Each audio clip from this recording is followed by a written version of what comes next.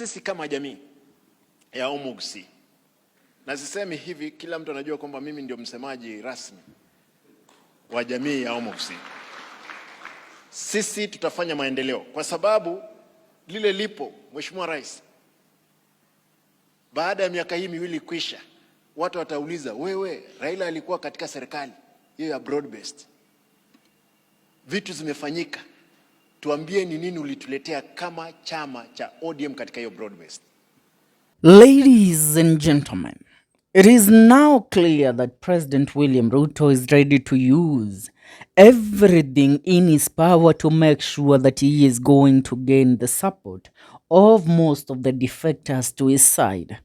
This has been evident in his recently held events at the Statehouse, Nairobi, where the former Deputy President Rigathi Gachagua informed us that President William Ruto, on every event held at Statehouse, Nairobi, he spends about 60 million every day.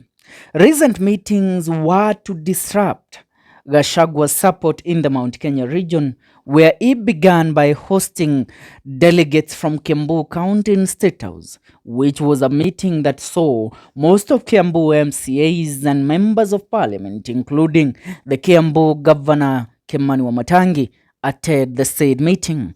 After the said Kiambu meeting, Ruto hosted the Meru delegates led by the Meru governor and the Meru senator, together with other MCAs and members of parliament from Meru County. And from Meru, Ruto proceeded to host the Murang'a delegates in Statehouse. But the Murang'a delegates meeting flopped big time, which completely led to Ruto now shifting his attention from the Mount Kenya region, where 31 of the Murang'a MCAs turned down the invite of President William Ruto and instead that morning joined Rigathi Gachagua at his current home, where they pledged their allegiance to DCP party.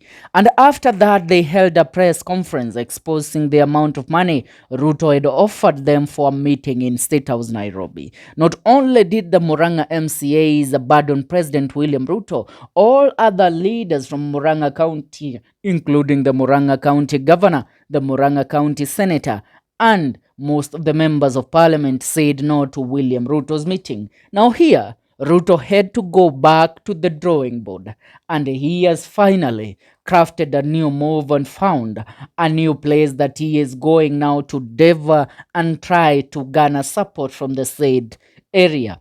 Now, seeing that corrupting the Mount Kenya region people to fall into Ruto's deception trap, he has now turned his eyes to the Abagusi nation to counter the rise and influence of the former Interior Cabinet Secretary Dr. Fred MATIANG'I.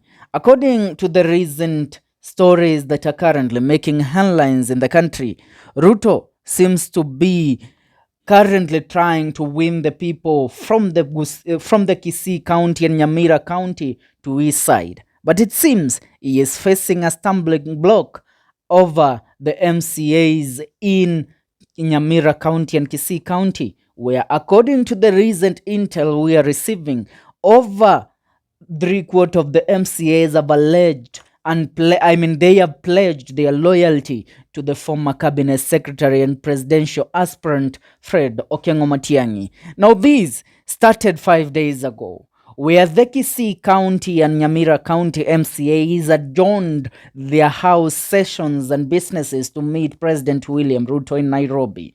Now, the Kisii Governor SIMBA ARATI was sent to lead a section of members of County Assembly MCAs from the Kisii region to meet President William Ruto, which was supposed to take place on Thursday this week. Already both the Kisii and Nyamira County Assemblies and adjourned their sittings to enable members to travel to Nairobi last week, ahead of the said meeting that was expected to take place last week. But the meeting was seen as a strategy to counter former Interior Cabinet friend MATIANG'I grip on the region ahead of the three impending by-elections in Nyamira. Now, Nyamira Governor Amos Nyaribo, an ally of Fred MATIANG'I, who is also the UPA party leader, was invited but decided to turn down the said invite. Now, UDA led MPs from the said region, including Majority Whip Silvana Sosoro and Party Treasury Japheth Nyakundi, criticized Nyaribo for declining William Ruto's invite. As of right now, looking at the current unfolding tragedy, I mean a situation in Kisii, President William Ruto might try as hard as he can, but it seems these people from the Abagusi lad have said no to William Ruto. Most of the leaders have said that William Ruto is not going to get their support because they have a son that they are going to support. They have even gone ahead to taint and label the former Chief Justice of the Republic of Kenya, David Maraga, as a project of William Ruto, and they don't want anything to do with Maraga in Kisii and Nyamira counties. Yet, he is one of their son and he is also a presidential aspirant for the 2027 general election.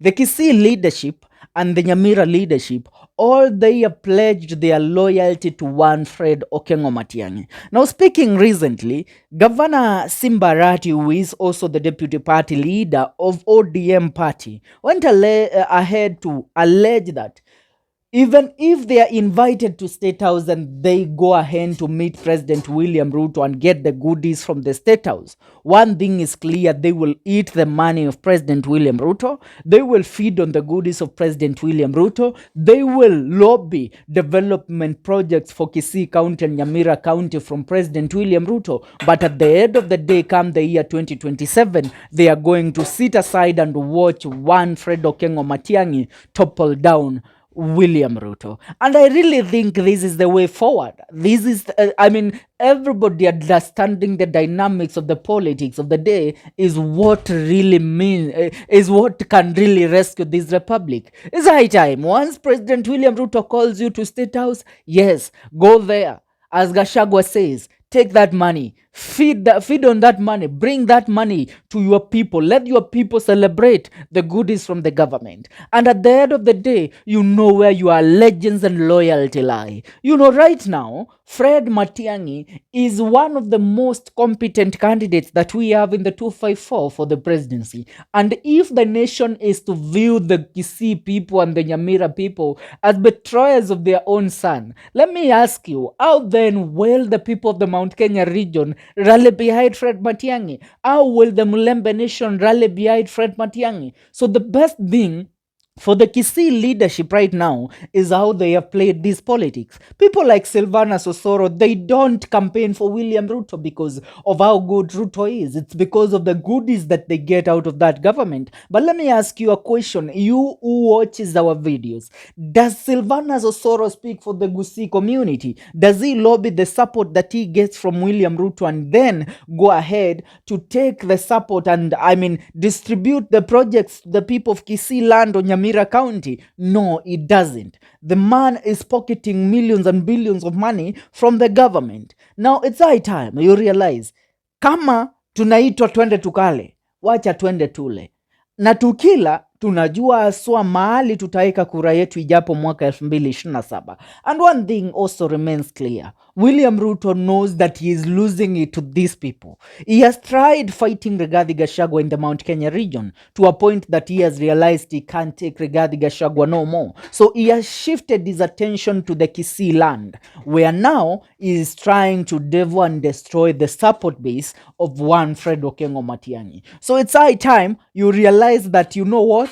Simba amenyeshewa na baridi shamuingia. William Ruto is trying to play the politics of deception.